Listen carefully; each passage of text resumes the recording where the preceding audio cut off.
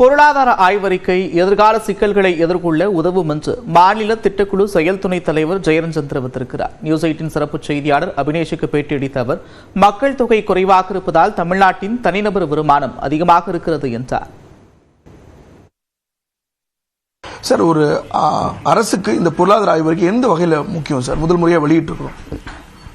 பொருளாதார அரசு அதிகாரிகள் அவங்க துறை சார்ந்த ஒரு விஷயத்தை மட்டும் தான் பார்த்துட்டு இருப்பாங்க. இதான் முதல் முறை என்ன செய்வாங்க அப்படின்னா, எல்லாம் ஒரே இடத்துல வச்சு மொத்தமாக அஞ்சு ஆண்டுகளில் என்னென்ன துறைகள் என்னென்ன நடந்திருக்கு அப்படிங்கிறத பார்க்கறதுக்கும், அடுத்த எதிர்காலத்தில் என்னென்ன மாதிரி சிக்கல்களை எதிர்கொள்றதுக்கு உண்டான சூழல் இருக்குது அப்படிங்கிறதையும் நம்ம சொல்லும் பொழுது அவர்கள் தீட்டக்கூடிய திட்டங்கள் அல்லது வகுக்கக்கூடிய திட்டங்கள், இப்போ பட்ஜெட் போகிறாங்கன்னு வச்சுங்க, பட்ஜெட்டில் என்ன செய்ய போகிறாங்க, புது திட்டங்கள் அறிவிக்கும் பொழுது இதில் சொல்லிக்கிறதுக்கும் அது சொல்லிக்கிறதுக்கும் தொடர்பு இருக்கா அப்படிங்கிறத பார்த்து அவர்கள் செய்வதற்கு ஏதுவாக இருக்கும். இன்ஃபார்ம்டாக சொல்கிறோம்ல, இன்ஃபார்ம்டாக டிசைட் பண்ணுறதுக்கு அது யூஸ்ஃபுல்லாக இருக்கும். இதில் வெளியிடக்கூடிய ஹைலைட்ஸில் பார்க்கும்போது தேசிய சராசரியை விட மாநிலத்தினுடைய பொருளாதார வளர்ச்சி கடந்த 3 நிதியாண்டுகளாக கன்சென்ஸாக 8% இருக்குன்னு சொல்கிறோம். அதே போல் இது வரக்கூடிய ஆண்டு அது 8 அல்லது 8 தாண்டும் அப்படின்னு சொல்கிறோம். இது எந்த வகையில் இது சாத்தியமாக இருந்திருக்குது? நம்ம பொருளாதாரம் வலுவான ஒரு பொருளாதாரம் அப்படிங்கிறது ஒன்று. ரெண்டாவது ஒரு டைவர்சிஃபைடு பொருளாதாரம் அப்படின்னு கேட்டிங்கன்னா, ஏதாவது ஒன்றில் பாதிப்பு ஏற்பட்டதுனாக்கா மற்றது காம்பன்சேட் பண்ணுற அளவுக்கு எல்லாத்துலேயும் நம்ம வந்திருக்கோம். அதே மாதிரி ஒவ்வொரு துறைகளையும் எடுத்து பார்த்திங்கன்னா ரொம்ப டைவர்சிஃபைடாக இருக்கும். இப்போ தொழில்துறை எடுத்துக்கிட்டீங்க அப்படின்னு சொன்னீங்கன்னாக்கா, ஏதாவது 1-2 மட்டும் முன்னணியில் இல்லாமல் 6-7 துறைகளில் முன்னணியில் இருக்கும்போது ஒன்று பின்னாடி போகணுச்சுனாலும் மீதிக்கெல்லாம் காம்பன்சேட் பண்ணிட்டோம். அதனால தான் நம்மளால் என்ன செய்ய முடியுதுன்னு கேட்டிங்கனாக்கா, எவ்வளோ ஹெட்வின்ஸ் இருந்தாலும் நம்ம 8% மெயின்டைன் பண்ணுறதுங்கிறது நம்மளால் சாத்தியமாகிறது. அதே போல் தனிநபர் வருமான வளர்ச்சியும் அதிகரிக்க பார்த்துருக்கோம். அதுவும் தேசிய சராசரியை விட அதிகமாக பதிவாயிருக்கு தமிழ்நாட்டில் அப்படின்னு சொல்லியிருக்காங்க. அந்த வகையில் இது தமிழ்நாடு எத்தனாவது ஸ்டேட்டாக இருக்குது சார் தனிநபர் வருமான வளர்ச்சியில்? 2வது இடத்துல இருக்குது. அதுக்கு என்ன, அந்த பர் கேபிட்டா இன்கம் வளர்றதுக்கும் என்ன காரணமாக இருக்குது? பர் கேபிட்டா இன்கம் வளர்றதுக்கு காரணம் 2 காரணம். டினாமினேட்டர் ஒன்று இருக்குது, நியூமரேட்டர் ஒன்று இருக்குது இல்லையா? நியூமரேட்டர் என்னது?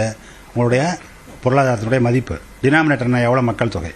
அது பெருசாகவும் இது சின்னதாகவும் இருந்ததுன்னா ஆப்வியஸாக அது பெருசாக இருக்கும். அவ்வளோதான். சரி, இப்போ தமிழ்நாடு 4 ஜோனாக அதை பிரித்து கொடுத்துருக்கீங்களே, எந்த பகுதியில் பொருளாதார வளர்ச்சி பின்தங்கியிருக்கு, அதை நம்ம சரி செய்ய ஈக்குவேட் பண்ண என்னெல்லாம் முயற்சி பண்ணுறோம்? புதிதாக தொடங்கப்பட்ட தொழில்கள்லாம் எங்கெல்லாம் பின்தங்கி இருக்கோ அந்த பகுதியை கொண்டு போகிறது அப்படிங்கிறது.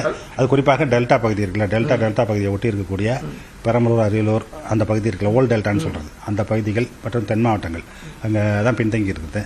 பின்தங்கி இருக்கும்போது தொழில்களை இப்போ அங்கே கொண்டு போகிறது அப்படிங்கிறத ரொம்ப கான்ஷியஸாக பண்ணுறோம்.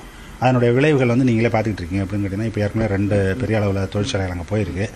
இன்னும் பல தொழில்கள் டிராயிங் போர்டில் இருக்குது எங்கள் டெல்டாவுக்கு போகிறதுக்கு. அதே மாதிரி தென் மாவட்டங்களை பொறுத்த வரைக்கும் விருதுநகர், தூத்துக்குடி, சிவகங்கை அந்த மாதிரி பகுதிகளில் ஏற்கனவே தொழில்கள் தொடங்கப்படுவதற்கான பேச்சுவார்த்தை நடைபெற்று கொண்டிருக்குன்னு.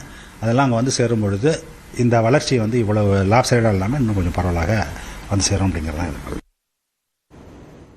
நடப்பு நிதியாண்டிற்கான தமிழ்நாடு அரசின் நிதிநிலை அறிக்கை நாளை தாக்கல் செய்யப்பட இருக்கும் நிலையில் அது குறித்து பல்வேறு மாவட்டங்களைச் சேர்ந்த மக்கள் கூறிய கருத்துக்களை தற்போது பார்க்கலாம்.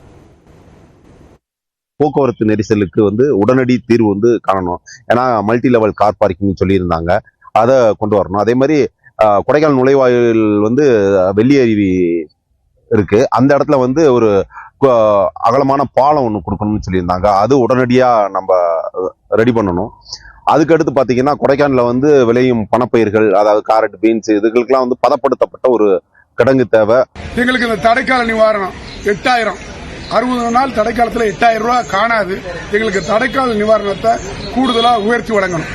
இதுபோக கடலுக்கு போகும் மீனவர்கள் ஹார்ட் அட்டாக்ல இறந்தா அவர்களுக்கும் இந்த கடல்ல மூழ்கி இறக்கிற மீனவர்களுடைய தொகையை கொடுக்கணும். கூட்டுறவு சொசைட்டியில் வாங்கின கடன்களை கட்ட முடியவில்லை. கண்டிப்பாக திண்டுக்கல் மாவட்டத்தில் அதிகமாக விவசாய கடன் பெரியசாமி அவர்கள் வந்தவுடன் கொடுத்தார்கள். இப்பொழுது அதை கட்ட முடியாமல் விவசாயிகள் தவிக்கிறார்கள். அதனால் கண்டிப்பாக தமிழக முதலமைச்சர் அவர்கள் இந்த விவசாய கடனை நாளை பட்ஜெட்டில் தள்ளுபடி பண்ணி அறிவிக்க வேண்டும் என்று விவசாயிகள் விரும்புகிறார்கள்.